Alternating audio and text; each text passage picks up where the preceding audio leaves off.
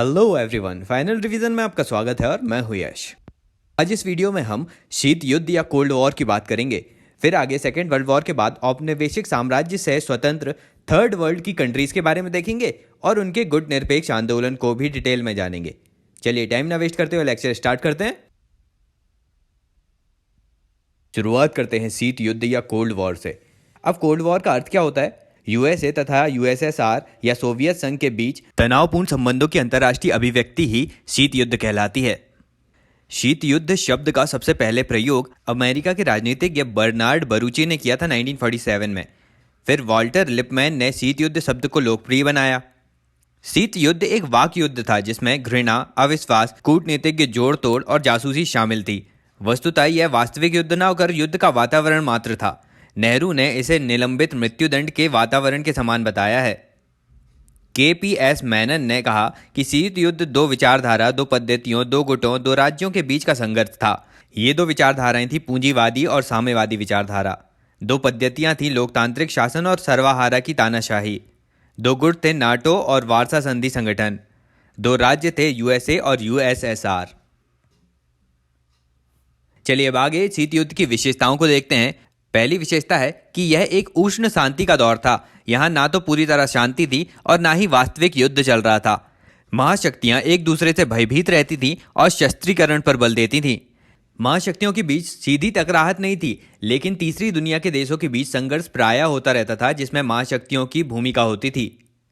फिर महाशक्तियां अपने शक्ति प्रदर्शन के लिए विभिन्न देशों को अपने गुट में शामिल करना चाहती थीं और आर्थिक सैनिक सहायता भी देती थी इसके लिए। इस तरह पिछड़े अविकसित राज्यों को आर्थिक सहायता देकर अपने गुट की संख्या में वृद्धि की जाती थी। ये विशेषताएं थी शीत युद्ध की। अब आगे जानते हैं कि शीत युद्ध के कारण क्या थे। इसके अलग अलग कारण हैं। पहला कारण था वैचारिक मतभेद। 1917 में रूस में साम्यवादी क्रांति सफल हुई थी। इसने विश्व में साम्यवाद की बात की थी। इसी के चलते पूंजीवादी देशों ने इन्हें अपना शत्रु माना। दूसरा कारण है द्वितीय मोर्चे का प्रश्न। इसमें सेकेंड वर्ल्ड वॉर में जब हिटलर ने USSR पर हमला किया तब सोवियत संघ भी मित्र राष्ट्रों के गुट में शामिल हो गया। इसी क्रम में स्टालिन ने ब्रिटेन और अमेरिका से नाजी फौजों के विरुद्ध यूरोप में दूसरा मोर्चा खोलने अर्थात अतिरिक्त सैन्य अभियान करने का अनुरोध किया, लेकिन पश्चिमी पूंजीवादी शक्तियां इस अनुरोध को टालती रहीं। इसे स्टालिन ने साम्यवाद विरोधी कदम के रूप में देखा और मतभेद उत्पन्न होता रहा। अगला कारण है परमाणु बम का रहस्य। इसमें सेकेंड वर्ल्ड वॉर के दौरान USA ने जापान के हिरोशिमा और नागासाकी में परमाणु हमला किया, लेकिन इसमें सोवियत संघ को अत्यधिक दुख होता है क्योंकि अमेरिका ने उससे परमाणु बम के निर्माण को छुपाए रखा था, जबकि ब्रिटेन यह बात जानता था। इसीलिए सोवियत संघ का दूसरे पूंजीवादी देशों से विश्वास उठने लगा और शीत युद्ध में वृद्धि हुई। इसी संबंध में कहा गया कि परमाणु बम ने हिरोशिमा और नागासाकी का ही ध्वंस नहीं किया, बल्कि मित्र राष्ट्रों की मित्रता का भी अंत कर दिया।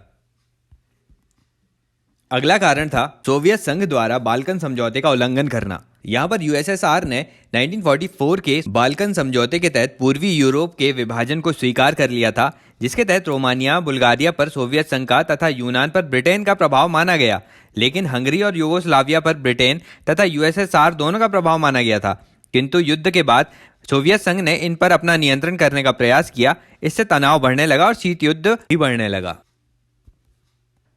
अगला कारण था फुलटन भाषण। द्वितीय विश्व युद्ध के बाद USA के फुलटन नामक स्थान पर ब्रिटिश नेता चर्चिल ने भाषण देते हुए कहा कि हमें एक तानाशाही के स्थान पर दूसरे तानाशाही स्वरूप को स्थापित होने से रोकना चाहिए और इसके लिए सभी उपाय का सहारा लिया जाएगा। और इस घोषणा से शीत युद्ध की विधिवत शुरुआत मानी जाती है। अब अगला कारण था बर्लिन नाकाबंदी, जो 1948 में हुई।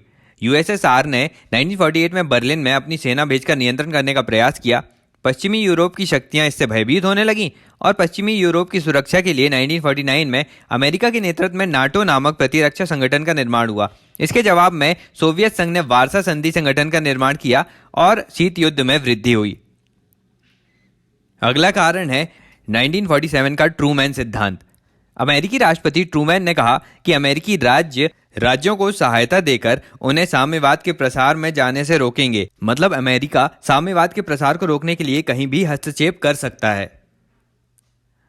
अगला कारण देखने मिलता है U-2 विमान कांड, जो 1960 में हुआ था। U-2 एक अमेरिकी जासूसी विमान था जिसे सोवियत संघ ने अपनी सीमाओं में पकड़ लिया और इसके लिए यूएसए से खेद व्यक्त करने को कहा, लेकिन अमेरिका ने इस संदर्भ में कोई खेद व्यक्त नहीं किया बल्कि जासूसी को अमेरिकी सुरक्षा का एक आवश्यक अंग बताया। इससे दोनों राज्यों के बीच अविश्वास बढ़ा और शीत युद्ध में भी वृद्धि हुई। शीत युद्ध होने का अगला कारण आता है क्यूबा संकट 1961-62। यूएसए के पास स्थित क्यूबा में सोवियत संघ ने मिसाइल तैनात करने की योजना बनाई। फलतः दोनों महाशक्तियों के बीच तनाव बढ़ा।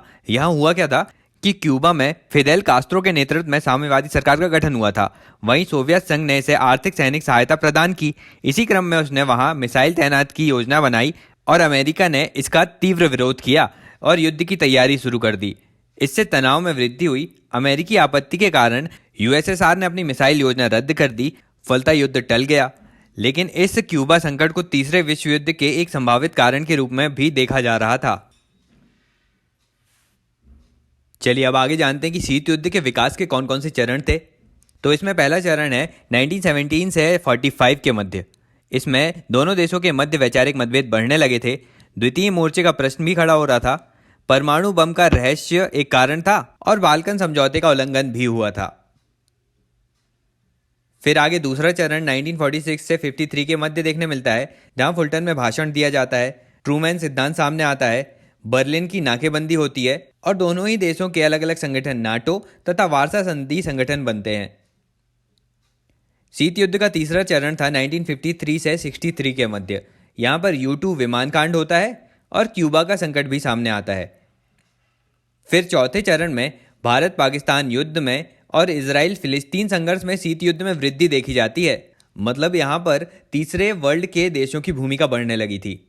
इसमें पश्चिम एशिया के विवाद में अमेरिका ने इजराइल का समर्थन किया और सोवियत संघ ने अरब लोगों की अधिकारों को मान्यता देते हुए फिलिस्तीन का समर्थन किया। इसी के चलते दोनों राष्ट्रों में तनाव बढ़ा। लेकिन अब इन तनावों को कम करने के लिए कुछ कार्य भी हुए थे, वो देख लेते हैं। तो इस समय परमाणु अप्रसार संधि NPT 1968 के माध्यम से विश्व में परमाणु शक्ति के प्रसार को रोकने का प्रयास किया गया। साथ ही यूएसए और यूएसएसआर के बीच शस्त्रों के भंडार में कमी करने के लिए आपसी वार्ताएं भी शुरू हुई और इन दोनों देशों के प्रमुखों के बीच सीधी वार्ता के लिए हॉटलाइन सेवा शुरू की गई, जिसमें किसी भी विवाद के मुद्दे पर तत्काल वार्ता के माध्यम से तनाव को कम करने का प्रयास किया गया। तनाव में कमी की इस प्रक्रिया को तनाव शैथिल्य या डिटेंट कहते हैं। फिर गुटनिरपेक्ष आंदोलन के विकास ने भी गुटी राजनीति का विरोध कर निशस्त्रीकरण पर बल देकर तनाव में कमी लाने का प्रयास किया था। आगे तनाव में कमी की प्रक्रिया को सोवियत संघ में स्टालिन की मृत्यु के बाद जो सोवियत प्रमुख बने ख्रुश्चेव, उनके विचारों में भी देखा जा सकता है। इन्होंने शांतिपूर्ण सहअस्तित्व पर बल दिया, जिससे शीत युद्ध में कमी आई। इसके बाद शीत युद्ध का पांचवा चरण आता है। ये नवीन युद्ध का चरण था। इसमें उपग्रह प्रक्षेपण पर बल दिया जाने लगा, जिसे स्टार वॉर कहा गया। इसके बाद मानवाधिकार के नाम पर साम्यवादी शासन की आलोचना भी शुरू की गई, इसलिए दोनों शक्तियों में तनाव भी बढ़ा।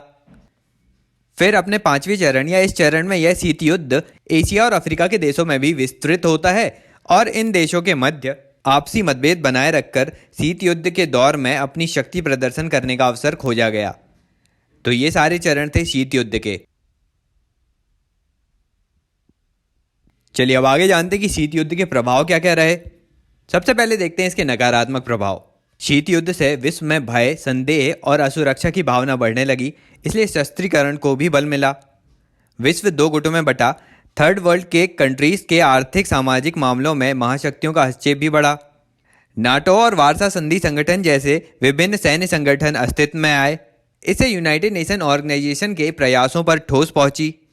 परमाणु समस्या भी बढ़ रही थी और देश अधिक शस्त्रीकरण पर बल दे रहे थे।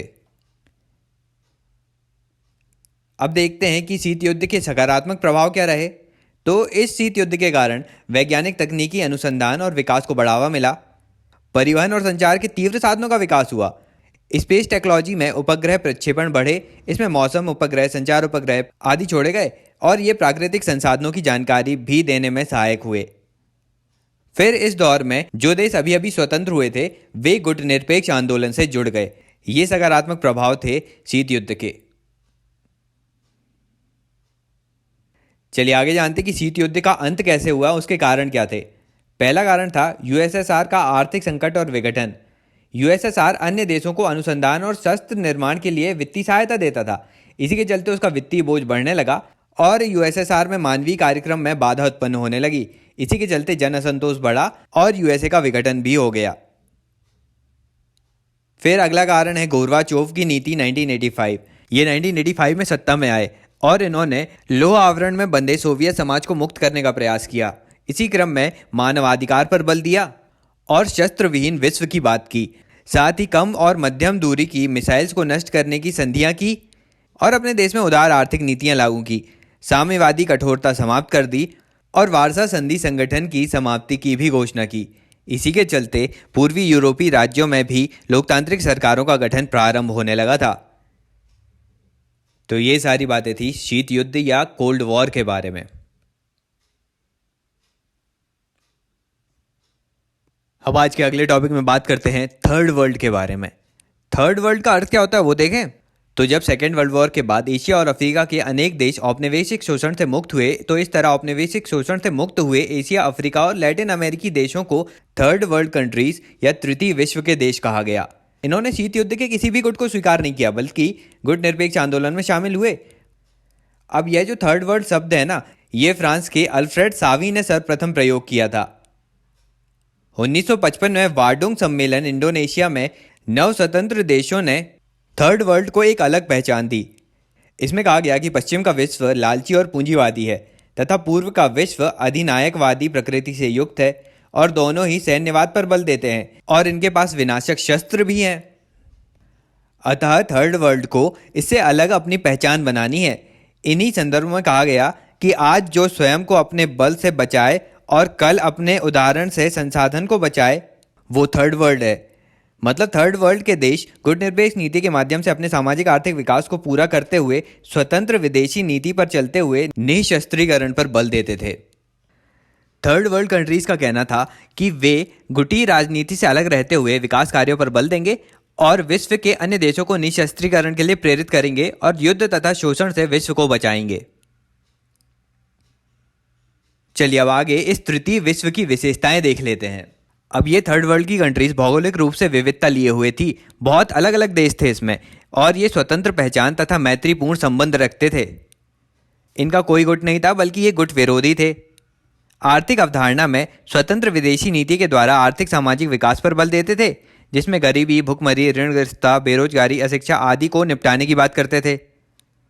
फिर राजनीतिक अवधारणा के तहत इनका जन्म तो शीत युद्ध की गुटी राजनीति के दौर में हुआ था, लेकिन फिर भी ये गुट निरपेक्ष थे।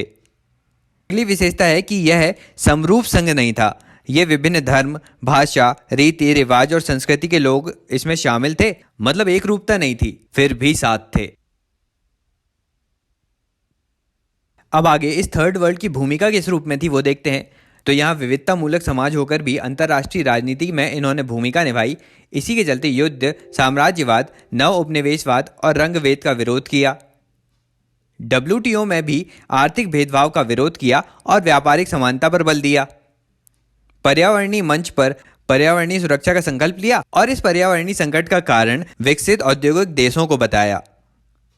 आगे तृतीय विश्व ने उत्तर दक्षिण संवाद और दक्षिण दक्षिण संवाद पर भी बल दिया। तो ये भूमिका थी थर्ड वर्ल्ड की कंट्रीज की पूरे विश्व में। अब आज के अगले टॉपिक में बात करते हैं गुट निरपेक्ष आंदोलन के बारे में। अब इसमें गुट निरपेक्षता का अर्थ जानते हैं। ये एक ऐसी स्वतंत्र विदेश नीति है जिसमें कोई देश ना तो तटस्थ होता है और ना ही निष्क्रिय होता है। यहाँ अंतर्राष्ट्रीय मुद्दों पर विवेकपूर्ण निर्णय लिए जाते हैं। गुट निरपेक्षता की संकल्पना 1955 में अफ्रीकी एशियाई देशों के वार्डुंग सम्मेलन में दी गई थी। फिर 1961 में बेलग्रेड सम्मेलन में इसकी औपचारिक शुरुआत हुई। यहाँ 25 देशों ने भागीदारी की थी। अब देशों ने गुट निरपेक्षता को क्यों अपनाया था, उसके कारण देखते हैं। पहला कारण है कि देश वैचारिक माध्यमों से भी राजनीति में नहीं बढ़ना चाहते थे। वे ना तो पूंजीवादी विचारधारा चाहते थे, ना ही साम्यवादी। दूसरा है सैन्य संधियों से ना बंधने की इच्छा। इसमें नाटो और वर्साय संधि संगठन में वे शामिल नहीं होना चाहते थे। तीसरा है राष्ट्रवाद और स्वतंत्र विदेश नीति पर चलने की इच्छा। ये देश अभी अभी स्वतंत्र हुए थे, इसलिए अपनी स्वतंत्रता बनाए रखना चाहते थे। चौथा कारण है विश्व युद्ध से बचने के लिए। अब किसी भी गुट में शामिल होने का मतलब हो सकता था कि वह यूएसए और यूएसएसआर के मध्य होने वाले अगले युद्ध में शामिल हो रहे हैं, इसलिए ये देश इससे तटस्थ रहे। अगला कारण है विश्व शांति और सहयोग के लिए। किसी भी गुट में शामिल होने पर सामाजिक आर्थिक समस्या से अशांति बढ़ती है, इसलिए सामाजिक आर्थिक विकास के लिए राजनीतिक आज़ादी भी जरूरी है। इसलिए इन देशों ने सशक्तिकरण को नहीं अपनाया और विकास पर बल दिया। फिर आगे तकनीकी और आर्थिक सहायता के लिए भी ये गुट निरपेक्ष रहे, क्योंकि यदि एक गुट में चले जाते तो सहायता मिलना सीमित हो जाती और दोनों से अलग रहकर ये अधिक सहायता प्राप्त कर सकते थे और प्राकृतिक तथा मानवीय संसाधनों का अच्छा दोहन कर सकते थे। यही कारण था कि इन देशों ने गुट निरपेक्षता को अपनाया। अब आगे गुट निरपेक्ष आंदोलन की उपलब्धियां क्या क्या थीं वो देख लेते हैं। इस आंदोलन ने शीत युद्ध की तीव्रता को कम किया। एशिया और अफ्रीका के देशों में मुक्ति आंदोलन या स्वतंत्रता का आंदोलन बढ़ने लगा और साम्राज्यवाद पर चोट हुई। विश्व शांति और सुरक्षा के चलते निशस्त्रीकरण पर बल मिला। रंगभेद की आलोचना की गई। अंतर्राष्ट्रीय मंचों पर एकजुटता का प्रदर्शन किया गया। फिर भेदभाव मूलक प्रावधानों की आलोचना हुई। इसी के चलते विश्व व्यापार संगठन या WTO में श्रम संबंधी मानकों के आधार पर विकसित देशों द्वारा विकासशील देशों के व्यापार पर प्रतिबंध लगाने के प्रयासों को सफल होने नहीं दिया गया। फिर उत्तर दक्षिण संवाद और दक्षिण दक्षिण संवाद की स्थापना में भूमिका भी निभाई गुट निरपेक्ष देशों में। इससे विश्व सहयोग की संकल्पना और बढ़ी। चलिए उपलब्धि के बाद जानते हैं कि गुट निरपेक्ष आंदोलन की सीमाएं कौन कौन सी थी। इसमें देश ने किसी न किसी रूप में गुटबंदी को स्वीकार भी किया था, जैसे क्यूबा ने सोवियत संघ के प्रभाव को स्वीकारा था। फिर सैन्य संगठन में शामिल देश भी गुट निरपेक्ष आंदोलन के सम्मेलन में शामिल होने लगे थे, जैसे 1976 में कोलंबो सम्मेलन में फिलीपींस, रोमानिया, पुर्तगाल को अतिथि देश का दर्जा देकर पिछले दरवाजे से आंदोलन में प्रवेश कराया गया। आगे गुट निरपेक्ष सम्मेलन में मौखिक घोषणाएं ज्यादा हुई थीं, किंतु उनका क्रियान्वयन नहीं हुआ था। इतना ही नहीं, सम्मेलन में देशों के आपसी विवाद भी बढ़ने लगे थे और सम्मेलन में विभिन्न राष्ट्रों के शासनाध्यक्षों की भागीदारी भी समय समय पर कम हो रही थी, जो आंदोलन की कमजोरी को दर्शाता है। चलिए अब आगे जानते हैं कि नवीन चुनौतियां कौन कौन सी थी गुट निरपेक्ष आंदोलन के समक्ष। पहली चुनौती है नव उपनिवेशवाद को समाप्त करना, मतलब विकसित राष्ट्रों के द्वारा विकासशील राष्ट्रों को आर्थिक सहायता देकर उन देशों की घरेलू नीतियों में हस्तक्षेप करने से इन राष्ट्रों को रोकना एक चुनौती है। पेट्रोलियम के उत्पादन कीमतों पर विकसित राष्ट्रों द्वारा नियंत्रण लगाकर किए जा रहे स्वार्थपूर्ति के प्रयासों को रोकना भी एक चुनौती है। इसमें अमेरिका जैसे विकसित राष्ट्र अपने यहाँ मौजूदा तेल के स्रोतों का दोहन न करके खाड़ी देशों के तेल उत्पादन का प्रयोग करते हैं और तेल के मूल्य में कृत्रिम स्तर पर वृद्धि कर विकासशील देशों के वित्तीय बोझ को बढ़ाकर उनके आर्थिक सामाजिक विकास को अवरुद्ध करना चाहते हैं। आगे परमाणु ऊर्जा का शांतिपूर्ण उपयोग सुनिश्चित करना भी इसकी चुनौती है और अंतर्राष्ट्रीय आतंकवाद के विरुद्ध संयुक्त कार्यवाही करना भी। फिर पर्यावरणीय समस्याओं के समाधान के लिए विभिन्न लोगों को देशों को जागरूक भी करना है ताकि सतत विकास को बढ़ावा मिले। प्राकृतिक आपदाओं के प्रबंधन में एकीकृत प्रणाली का भी विकास करना है और ऊर्जा संकट का भी समाधान करना है। ये सारी चुनौतियां हैं गुट निरपेक्ष आंदोलन के समक्ष। अब देखते हैं कि इस गुट निरपेक्ष आंदोलन की प्रासंगिकता कितनी रही। देखिए 1990 में जब सोवियत संघ का विघटन हो गया तो इसकी प्रासंगिकता में कमी आई, क्योंकि विश्व में अब कोई गुट नहीं बचा था। गुट ही समाप्त हो गए तो गुट निरपेक्ष आंदोलन क्या करेगा। लेकिन ऐसा कहना सही प्रतीत नहीं होता, क्योंकि शीत युद्ध तो समाप्त हो गया था, लेकिन गुट निरपेक्ष देशों ने जो थर्ड वर्ल्ड के कंट्रीज का आर्थिक सामाजिक विकास का लक्ष्य निर्धारित किया था वह अभी भी पूरा नहीं हुआ है। साथ ही थर्ड वर्ल्ड के देशों ने जिस स्वतंत्र विदेशी नीति को चलाने की प्रतिबद्धता दर्शाई थी, आज भी इसकी आवश्यकता है। इस दृष्टि से अंतर्राष्ट्रीय राजनीति में जब तक राष्ट्र अपनी संप्रभुता और स्वतंत्रता बनाए रखने की इच्छा रखते हैं, तब तक इस आंदोलन की महत्वता बनी रहेगी। मतलब यह अंतर्राष्ट्रीय राजनीति का एक स्थायी तत्व बन गया है। इतना ही नहीं, नवीन चुनौतियों से निपटने में भी इसकी प्रासंगिकता है और ये चुनौतियां इस प्रकार हैं, जैसे नव उपनिवेशवाद की चुनौती, निशस्त्रीकरण करना, अध्रुवीय विश्व का निर्माण करना, संयुक्त राष्ट्र संघ का पुनर्गठन करना, आतंकवाद के खिलाफ संयुक्त कार्रवाई करना, हिंद महासागर को शांति का क्षेत्र बनाना, पर्यावरण संबंधी समस्याओं का समाधान करना और विश्व को परमाणु भय मुक्त करना। अतः शीत युद्ध के बाद भी कई ऐसे कार्य हैं जो गुट निरपेक्ष आंदोलन को और प्रोत्साहित करते हैं। तो ये सारी बातें थी गुट निरपेक्ष आंदोलन के बारे में। और आज का लेक्चर बस इतना ही। वीडियो अच्छा लगा तो लाइक कर दीजिए, ज़्यादा से ज़्यादा शेयर भी कीजिएगा। अगले लेक्चर में हम रूस का विघटन कैसे हुआ उसकी बात करेंगे। अभी के लिए चलता हूँ, मिलते हैं अगले वीडियो में एक नए टॉपिक के साथ। Thank you so much for listening.